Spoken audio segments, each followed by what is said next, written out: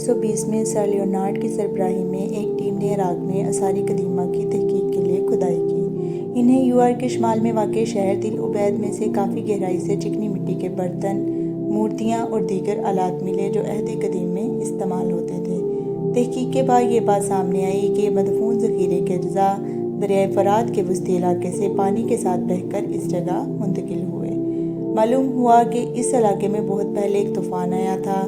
تحقیقات سے یہ بات بھی سامنے آئی کہ جس پانی نے یہ چیزیں یہاں دفن کر دیں اس کی اونچائی کم از کم 25 فٹ تھی۔ جی ہاں، ہم بات کر رہے ہیں دنیا کے سب سے بڑے اور پہلے طوفان کے بارے میں، جس نے اس روئے زمین پر سوائے چند زندگیوں کے ہر چیز کو تہس نہس کر ڈالا۔ آخر اس طوفان کی حقیقت کیا تھی؟ طوفان کیوں آیا تھا؟ دنیا میں طوفان میں بچ جانے والے لوگ کون سے تھے؟ اللہ تعالیٰ نے حضرت نوح کو کن سوات سے نوازا تھا؟ آپ کو آدم ثانی کا لقب کیوں ملا؟ ان سب سوالات کے جوابات قرآن و حدیث کی روشنی میں جاننے کی کوشش کریں گے۔ بسم اللہ الرحمن الرحیم۔ اللہ کے نام سے شروع جو نہایت مہربان اور ہمیشہ رحم فرمانے والا ہے۔ تمام دیکھنے اور سننے والوں کو السلام علیکم۔ اقرا وائس میں خوش آمدید۔ جب سے دنیا قائم ہوئی انسان دو حصوں میں تقسیم ہو گیا۔ کسی نے نیکی کا راستہ اختیار کیا تو کسی نے بدی کا راستہ اپنایا۔ جس نے نیکی کا راستہ اختیار کیا وہ صراط مستقیم پر رہا اور جس نے بدی کا راستہ اپنایا وہ اللہ کے غضب کا شکار ہوا۔ بنی نوع انسان کی ہدایت و رہنمائی کے لیے اللہ تعالیٰ نے ہر دور میں اپنے پرہیزگار بندے پیغمبر بنا کر بھیجے۔ یہ سلسلہ حضرت آدم علیہ السلام سے شروع ہوا۔ حضرت آدم کی اولاد زمین میں تیزی سے پھیلی۔ خوشحالی، فراوانی رزق، صحت و تندرستی، مال و اولاد کی کثرت نے ان کے اندر غرور و تکبر پیدا کر دیا، جس کی وجہ سے معاشرتی برائیوں نے جنم لیا۔ لوگ شرک کرنے لگے اور یہیں سے بت پرستی کا آغاز ہو گیا۔ وہ لوگ جو حضرت آدم، حضرت سیس اور حضرت ادریس کی تعلیمات کو یکسر فراموش کر بیٹھے، ایک اللہ کو چھوڑ کر بتوں کی عبادت کرنے لگے۔ سورہ نوح میں ارشاد باری تعالیٰ ہے، یہ کہنے لگے کہ ہم ہرگز اپنے معبودوں کو نہ چھوڑنا اور ود اور سوا اور یاغوث اور یعوق اور نصر کو کبھی ترک نہ کرنا۔ حضرت عبداللہ بن عباس فرماتے ہیں کہ یہ قوم نوح کے کچھ نیک آدمیوں کے نام تھے۔ جب وہ فوت ہو گئے تو شیطان نے ان کے دل میں یہ بات ڈال دی کہ یہاں وہ حضرات بیٹھا کرتے تھے وہاں بت بنا کر رکھ دو۔ ان بتوں کے نام وہی رکھ دو جو ان نیک لوگوں کے ہوا کرتے تھے۔ انہوں نے ایسا ہی کیا۔ اس وقت تو بتوں کی پوجا نہ ہوئی، لیکن جب وہ اس دار فانی سے رخصت ہو گئے اور علم مٹ گیا تب ان کی پوجا ہونے لگی۔ روایات میں آتا ہے قوم نوح کے یہی بت بعد میں عرب میں پوجے جاتے تھے۔ قوم نوح کا علاقہ دریائے فرات کے کنارے جنوبی عراق میں پھیلا ہوا تھا۔ جب ان کی بے راہ روی حد سے بڑھی تو اللہ تعالیٰ نے حضرت سیدنا نوح علیہ السلام کو ان کی طرف پیغمبر بنا کر بھیجا۔ سیدنا حضرت نوح علیہ السلام کا سلسلہ نسب حضرت آدم کے فرزند حضرت سیس علیہ السلام سے جا ملتا ہے۔ آپ کا اصلی نام عبد الغفار تھا، لیکن آپ خوف خدا سے اس قدر روتے تھے کہ نوح کے لقب سے مشہور ہوئے۔ حضرت نوح کو اللہ تعالیٰ نے بے پناہ صفات سے نوازا تھا۔ آپ پر 10 صحیفے نازل ہوئے۔ اللہ تعالیٰ نے آپ کو بہترین صفات عطا فرمائیں۔ پہلی صفت یہ کہ آپ العزم پیغمبر تھے، آپ کو شریعت جداگانہ عطا ہوئی۔ اس سے پہلے انبیاء حضرت آدم، حضرت سیس اور حضرت ادریس علیہ السلام کی شریعت پر پھیلے تھے۔ دوسری صفت یہ کہ رب العالمین کی طرف سے آپ کو آدم ثانی کا لقب ملا، کیونکہ آپ سے اس روئے زمین پر عالم انسانی کی دوبارہ پیدائش ہوئی۔ تیسری صفت یہ کہ آپ تمام اہل زمین پر مبعوث ہوئے۔ چوتھی صفت یہ کہ آپ پہلے نبی تھے جنہوں نے ساری اپنی قوم کو بت پرستی سے ڈرایا۔ پانچویں صفت یہ کہ آپ کی بد دعا سے آپ کی قوم ہلاک ہوئی۔ چھٹی صفت یہ کہ روز قیامت اللہ کے نبی کے بعد اپنی قبر مبارک سے خاک جاڑتے ہوئے جو سب سے پہلے باہر آئیں گے وہ حضرت سیدنا نوح علیہ السلام ہوں گے۔ ساتویں صفت یہ کہ آپ کو سب پیغمبروں سے زیادہ دراز زندگانی عطا ہوئی۔ آٹھویں صفت یہ کہ باوجود درازی عمر کے آپ کا کوئی دانت نہیں ٹوٹا، کوئی بال سفید نہیں ہوا اور جسم مبارک میں ذرا کاہلی و سستی نہیں آئی۔ اسی طرح توانا و مضبوط تھے جیسے جوانی میں ہوا کرتے تھے۔ نویں صفت یہ کہ عبادت خداوندی سے بے پناہ الفت رکھتے تھے اور ہر آن اسی میں محو رہتے تھے۔ دن و رات میں 700 رکعت نماز ادا کرتے تھے۔ 10ویں صفت یہ کہ باوجود قوم کی ایذا رسائیوں اور تکالیف قوم کے ساتھ احسان کرنے میں ذرا دریغ نہیں کرتے تھے اور ہمیشہ ان سے شفقت سے پیش آتے۔ اللہ تبارک و تعالیٰ نے اپنی لا ریبہ کتاب میں متعدد مقامات پر حضرت نوح علیہ السلام کا قصہ بیان کیا ہے۔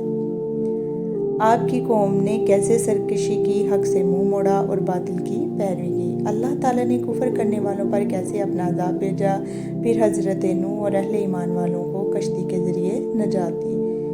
سورہ الاعراف، سورہ یونس، سورہ ہود، سورہ انبیاء، سورہ مومنون، سورہ شعراء، سورہ العنکبوت، سورہ صافات، سورہ قمر میں آپ کا ذکر فرمایا اور ایک مکمل سورہ نوح آپ کے نام سے نازل فرمائی۔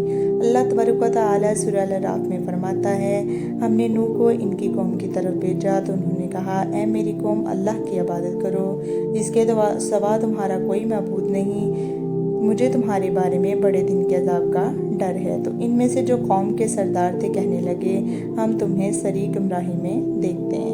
حضرت نوح نے اپنی قوم کو 950 سال اللہ کی توحید و وحدانیت کی طرف بلایا، لیکن اس سرکش و نافرمان قوم کی بدعمالیاں بڑھتی چلی گئیں۔ 950 سال کی دعوت تبلیغ کے بعد بھی قوم نے دعوت ایمان قبول نہ کی، بلکہ الٹا عذاب کا مطالبہ کر دیا۔ سورہ ہود میں ارشاد باری تعالیٰ ہے، اور نوح کی طرف وحی کی گئی کہ تمہاری قوم میں جو لوگ ایمان لا چکے ہیں ان کے سوا اور کوئی ایمان نہیں لائے گا، تو جو یہ کر رہے ہیں ان کی وجہ سے غم نہ کھاؤ۔ دنیا میں کفر و عناد قوم نوح کا شیوا تھا۔ صحیح بخاری میں آتا ہے کہ روز قیامت بھی وہ جھوٹ بولتے ہوئے یہ کہیں گے کہ ان کے پاس کوئی رسول نہیں آیا تھا۔ غرض یہ کہ قوم نوح نے آپ کو دیوانہ کہنا شروع کر دیا، یہاں تک کہ آپ علیہ السلام کی قوم کے لوگ اپنے بچوں کو وصیت کرنے لگے کہ آپ کے پاس نہ آ جائیں۔ عورتیں اپنے منہ چھپا لیتیں اور مرد آپ کو دیکھ کر برے برے القابات سے پکارتے۔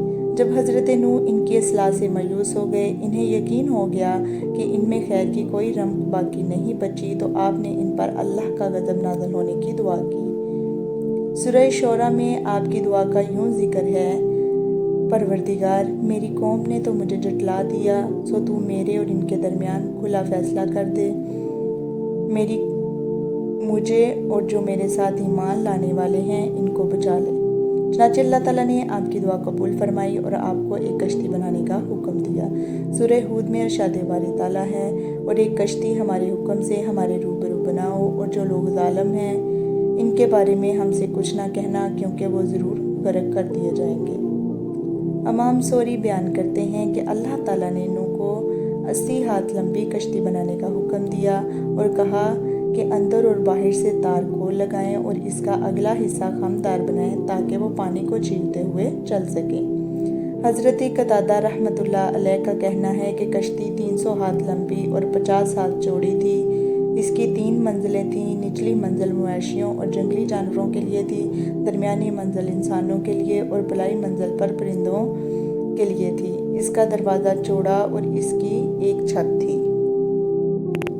یہ دنیا میں سب سے پہلی، سب سے تاریخی اور عظیم کشتی بنانے کا کام شروع ہوا، اور حضرت نوح نے درخت لگائے جو 1 سال میں تیار ہوئے۔ ان درختوں کو کاٹ کر ان کے تختوں سے کشتی بنانے کا کام شروع ہوا۔ حضرت نوح اور جو لوگ ان پر ایمان لائے تھے سارا دن کشتی بنانے میں مصروف رہتے۔ اہل کفر و شرک آپ کا مذاق اڑاتے اور آوازیں کستے۔ وقت گزرتا رہا اور کشتی نوح کی تکمیل میں کم و بیش 200 سال لگ گئے۔ چنانچہ اللہ تعالیٰ نے حکم دیا کہ جب میرا حکم آ جائے، یعنی عذاب کا وقت قریب آ جائے، تو ہر جاندار کا ایک ایک جوڑا کشتی میں سوار کر لیں، خواہ ان کا گوشت کھایا جاتا ہو یا نہ کھایا جاتا ہو۔ پھر اللہ تعالیٰ نے حضرت نوح اور اہل ایمان والوں کی جماعت کو بھی کشتی میں سوار ہونے کا حکم دیا۔ کشتی میں سوار ہونے والوں کی تعداد کے بارے میں علماء مختلف اقوال رکھتے ہیں۔ حضرت ابن عباس سے روایت ہے کہ وہ 80 افراد تھے جن کے ساتھ ان کی بیویاں بھی شامل تھیں۔ کچھ علماء کے خیال میں سوار ہونے والوں کی تعداد 72 تھی۔ طوفان نوح کی نشانی اللہ کریم نے بتا دی کہ جب تنور جوش مارنے لگے گا تو میرا عذاب پکڑ لے گا، یعنی زمین کے ہر حصے سے پانی پھوٹ پڑے گا۔ جب طوفان آ گیا تو اللہ تعالیٰ نے فرمایا، جب تم اور تمہارے ساتھی کشتی میں بیٹھ جاؤ تو اللہ کا شکر ادا کرنا، کہنا سب تعریفیں اللہ ہی کے لیے ہیں جس نے ہم کو ظالم لوگوں سے نجات بخشی، اور یہ بھی دعا کرنا کہ اے پروردگار، ہم کو مبارک جگہ پر اتار، تو بہتر جگہ پر اتارنے والا ہے۔ حضرت نوح کشتی میں سوار ہوئے جسے اللہ نے ان کے لیے مسخر کر دیا تھا۔ یہ کشتی پہاڑوں کی مانند بہتی ہوئی لہروں کے درمیان میں چلنے لگی۔ اللہ تعالیٰ نے آسمان سے ایسی شدید بارش برسائی جو اس سے پہلے روئے زمین پر کبھی نہیں برسی تھی، جو لگتا تھا جیسے مشکوں کے منہ کھول دیے گئے ہوں، اور اللہ کے حکم سے زمین پر ہر راستے اور ہر خطے سے پانی پھوٹنے لگا۔ سورہ القمر میں ارشاد ہوتا ہے، ہم نے زور کے می سے آسمان کے دہانے کھول دیے اور زمین میں چشمے جاری کر دیے۔ مزید فرمایا، جب پانی طغیانی پر آیا تو ہم نے تم کو کشتی پر سوار کر لیا تاکہ اس کو تمہارے لیے یادگار بنائیں اور یاد رکھنے والے کان اسے یاد رکھیں۔ مفسرین کی رائے ہے کہ پانی بلند ترین پہاڑ کی سطح سے بھی 15 ہاتھ بلند تھا۔ حضرت ابن عباس فرماتے ہیں، پانی اتنی کثرت سے نکل آیا تھا، مشرق سے مغرب ساری زمین کے طول و عرض میں میدانوں، چٹانوں، صحراؤں، پہاڑوں، ہر جگہ پر پانی ہی پانی تھا، جس کے نتیجے میں ہر زندہ چیز ہلاک ہو گئی۔ حضرت نوح اپنی اولادوں حام، سام اور یاف کے ساتھ کشتی میں سوار ہوئے۔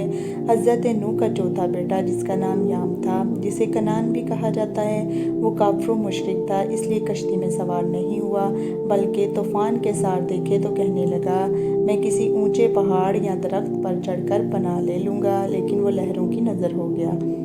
جب زمین پر کوئی ایسا انسان باقی نہ رہا جو اللہ کے سوا کسی کی عبادت کرتا، تو اللہ تعالیٰ نے زمین کو حکم دیا کہ اپنا پانی نگل لے، اور آسمان کو حکم دیا کہ بارش برسانا بند کر دے۔